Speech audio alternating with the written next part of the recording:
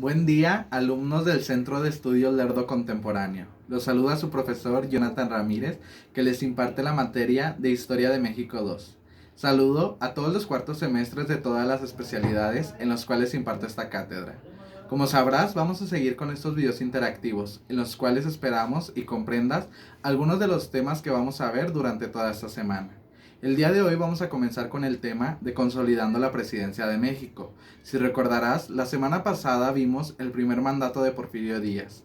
El día de hoy, además de la consolidación, vamos a ver el segundo y tercer mandato del gobierno de Díaz. Bueno, para empezar con este tema debemos de recordar que el país se encontraba en una estratificación política. ¿A qué nos referimos con esto? El país estaba dividido por todos los grupos políticos y los gobernantes que existían en el mismo. ¿Por qué? Todos querían la presidencia de México. Si nos vamos al segundo mandato de Díaz, vemos que se caracterizó por el centralismo y autoritarismo, pues el reto era unificar y cohesionar las fuerzas políticas regionales. Estamos mirando un gobierno de Díaz con una dictadura ya de más marcada. ¿A qué nos referimos? A que era una persona que ya no le importaba pasar sobre las leyes del país, sobre las personas y sobre las políticas que existían en el mismo. Vemos una persona que no le importaba nada, que quería más poder y unificar a México.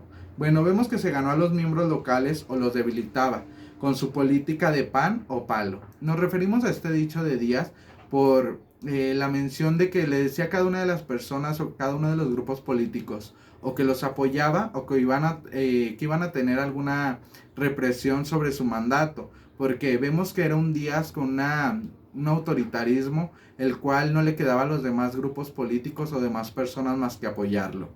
Vemos que don Porfirio Díaz dependían de todas las decisiones importantes de todo el país.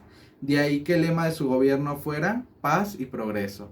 Vemos que cada una de las decisiones que se debían de tomar en el país, en los grupos políticos, en las relaciones internacionales, en la infraestructura, en las grandes empresas que se iban a manejar en México, vemos un Díaz con las decisiones al 100%.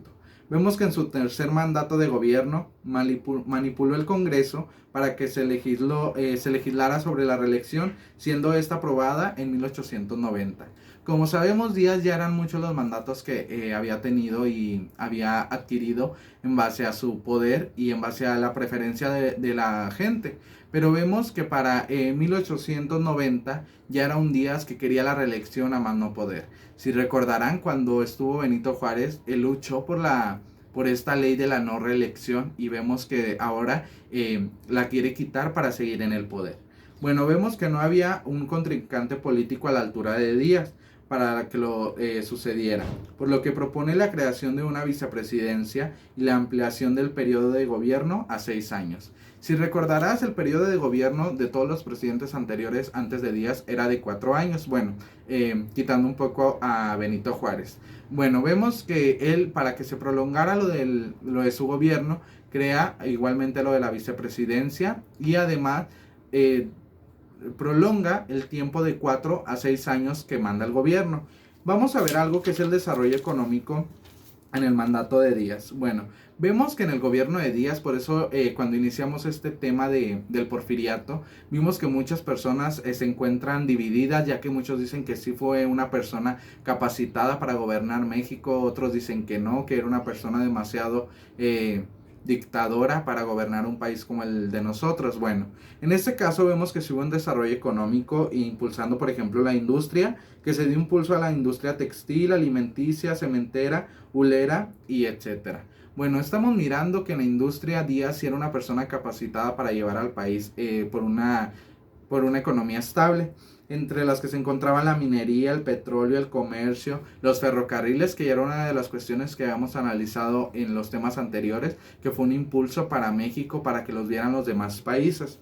Bueno, vemos también la banca, la industria eléctrica y el transporte público. A esta base de economía vemos lo de los norteamericanos, la propiedad territorial, el trabajo del campo, la agricultura, que la mayoría de la producción era importada, la ganadería y los medios de comunicación.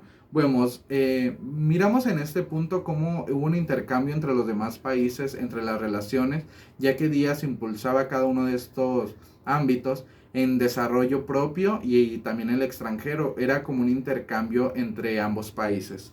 Bueno, Estos son algunos de los temas que me gustaría que comprendieras. De igual forma, en esta semana vamos a tener una reunión por Zoom en los cuales vamos a analizar cada uno de estos temas con comparación de comentarios o ideas que cada uno de ustedes pudo haber surgido. Nos vamos a ir con las actividades. La primera actividad, como lo habíamos dicho la semana pasada, es analizar el video. La segunda es hacer, reescribir o escribir cada una de las diapositivas que te mostré en este tema. Como tercera actividad, te pido que anotes el cuadro de los sectores económicos que se desarrollaron durante el Porfiriato, que se encuentra en la página 90 y 91 de tu libro. Son algunos de los sectores que yo ya te hice mención. Como cuarta actividad te pido que investigues cuáles fueron los estados que se beneficiaron por la modernización que te hice mención, argumentando con tus palabras qué ventajas y desventajas hubo en tu localidad o municipio. Nos referimos a que tú primero vas a buscar cada uno de los factores que benefició o tuvo una desventaja en el gobierno de Díaz de los sectores ya mencionados y ya después busques si benefició o afectó a tu municipio, localidad o donde te encuentres. Bueno, en el mapa de México que viene en la página 92 de tu libro de texto, colorea de dos diferentes colores las zonas que se beneficiaron mayormente y aquellas que fueron excluidas del proyecto modernizador que tuvo lugar en la época del Porfiriato, colocando los nombres de los estados. En la página 92 de tu libro vas a encontrar este mapa en el cual vas a indicar cada una de las características que te pido. Recuerda que los trabajos tienen que estar anotados en tu cuaderno con tu debido nombre en la parte superior de la hoja y con su debido margen. Recuerda que es un momento para estar en casa, espero y te encuentres bien y nos vemos el día de mañana.